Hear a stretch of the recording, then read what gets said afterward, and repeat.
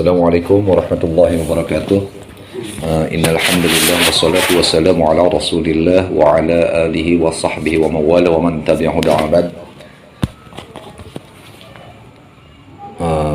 Usikum wa li nafsi bi taqwallah, ittaqullaha haqqa taqwa wa la tamutunna illa wa antum muslimun.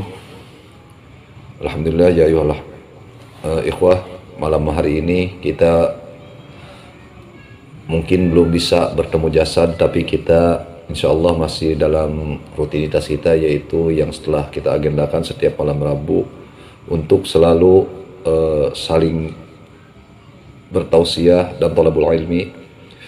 Semoga niatan kita untuk istiqomah di dalam menuntut ilmu dan saling menasehati dalam kebaikan menjadikan kita di yaumul akhir sebagai umat Nabi Muhammad yang diaku oleh beliau dan mendapat syafaatnya. Amin ya rabbal alamin. Mungkin tema malam ini bisa kita ambil dari surat At-Takasur untuk kita tadabburi agar menjadi pedoman kita di dalam menjalani kehidupan kita di akhir zaman ini. Surat At-Takasur yaitu bermegah-megahan, yang di dalam tafsir Ibnu Katsir At-Takasur artinya membawa sesuatu, seseorang yang membawa sesuatu dengan banyak, atau biasa kita sebut buah tangan yang banyak, buah tangan atau oleh-oleh. Tapi para ulama mufassirin kebanyakan mengartikan At-Takasur itu artinya bermegah-megah, bermewah-mewah di dalam kehidupan dunia. Di mana dalam ayat itu Allah berfirman, "A'udzubillahi samil 'alim minasyaitonir rajim. Bismillahirrahmanirrahim. Alhaakumut takasur hatta zurtumul maqabir." Alhaakum akan melalaikankum kepada kalian at-takasuru, bermegah-megahan, hatta sehingga zurtum kalian masuk maqabir, ke dalam kubur. Ada sampai kita wafat. Ketika kita hidup bermegah-megahan, sudah secara pasti bisa dikatakan kita akan lupa yang namanya kematian. Ketika kita lupa kematian, maka kehidupan dunia akan selalu menjadikan tujuan. Sehingga Imam Al-Ghazali mengatakan hati kita hanya satu. Bila hati kita diisi dengan cinta kepada Allah, maka dunia akan menjauh dari hati kita, tertutup hati kita dalam mencintainya. Tapi ketika hati kita terbuka untuk dunia, maka cinta kepada Allah pun akan tertutup dari hati kita. Bukan berarti dalam hal ini kita tidak boleh kaya. Dalam hal ini bukan berarti kita tidak boleh berusaha di dalam hal duniawi. Tapi sesuai dengan ayat Allah yang berbunyi,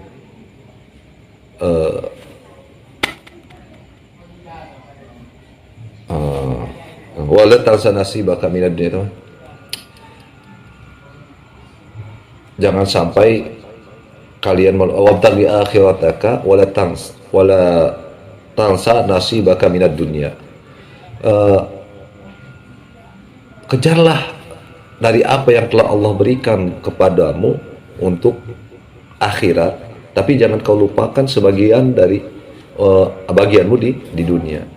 Artinya ketika kita mengejar dunia, ketika kita mendapatkan dunia, ketika kita memiliki harta, ketika kita memiliki kelapangan di dalam hal dunia, berarti kita gunakan hal-hal itu adalah untuk kepentingan akhirat kita. Karena dunia itu sendiri adalah sarana bagi seorang beriman untuk mengumpulkan perbendaharaan di akhirat. Bagaimana kita bisa berzakat tanpa hartanya dunia? Bagaimana kita bisa sholat tanpa menutup aurat, artinya dengan pakaian, yang juga bagian daripada dunia.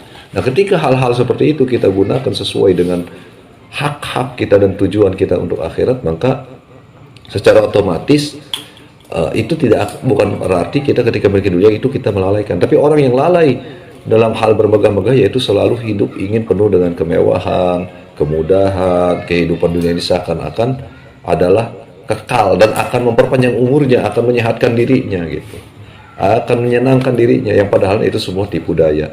Karena sesungguhnya ketenangan jiwa hanya bisa didapatkan dengan ala bidzikrillah tatma'innul qulub. Yang kedua, ketika kita penuh dengan apa namanya, mengejar dunia, maka kemiskinan semakin menerpa kita. Karena apa? Kita akan selalu merasa kurang dalam hal dunia. Sebagaimana kata Rasulullah, tidak akan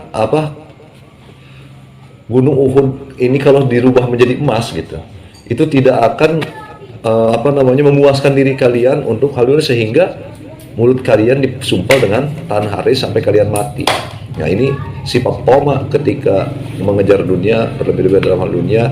Ini artinya toma, yaitu serakah dalam hal keduniawian, seakan-akan dunia ini menjadi tujuan akhir gitu. Selalu ukurannya dunia tanpa memperhatikan halal dan haramnya.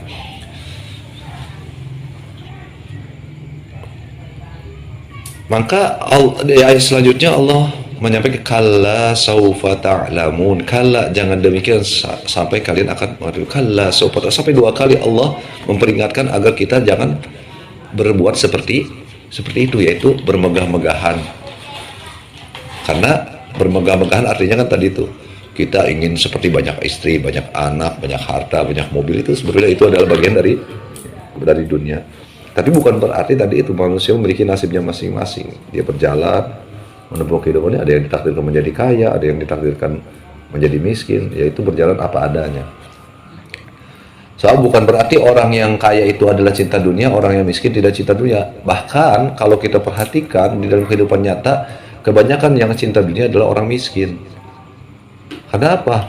Yang selalu dikatakan seorang mangan mah, orang dua picis mah ngeluh. Ya, itu bahasa orang miskin ketimbang orang kaya. Berarti udah pendidikan sesungguhnya orang miskin itulah yang cinta dunia gitu. Sebab ketika dunia ditaruh di hati, maka kegelisahan, kegundahan, sampai sholatnya kepikiran kan gitu ya. Nah itu hal namanya kita terlalu mencintai dunia. Sehingga maka Allah melarang, mencegah kita untuk selalu demikian. Nah lalu tadi itu bagaimana sehingga kita dalam mengejar dunia ini menjadi ladang pahala, dalam kita berusaha menjadi ladang pahala? Karena kita harus kembali kepada hadis Rasulullah, kasbul halali wa faridatun ala kulli muslimin. Hadis riwayat Imam Tirmidzi yang mengatakan berusaha mencari rezeki yang halal itu adalah wajib bagi seorang muslim, bahkan keringatnya pun menjadi disamakan dengan darah seorang syahid. Maka hal ini karena apa? Karena ketika dia melakukan sesuatu, melakukan muamalah, melakukan niaga, melakukan usaha-usaha yang nampaknya seperti duniawi, tapi sesungguhnya di hatinya ditujukan kepada ukhrawi, kepada akhirat, semata-mata untuk melaksanakan kewajiban, sehingga di dalam mencari nafkah dia berhati-hati, tidak sembrono, tidak asal duit, tidak asal makan ya.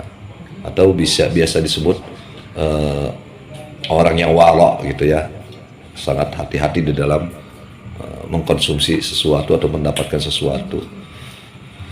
Ya itulah kajian kita malam ini, sehingga semoga dengan hal demikian bisa memperbaharui niatan kita, memperbaharui tujuan hidup kita yang mungkin selama ini kita dilalaikan oleh dunia, oleh hiruk pikuk dunia, dilalaikan oleh cita-cita keduniawian.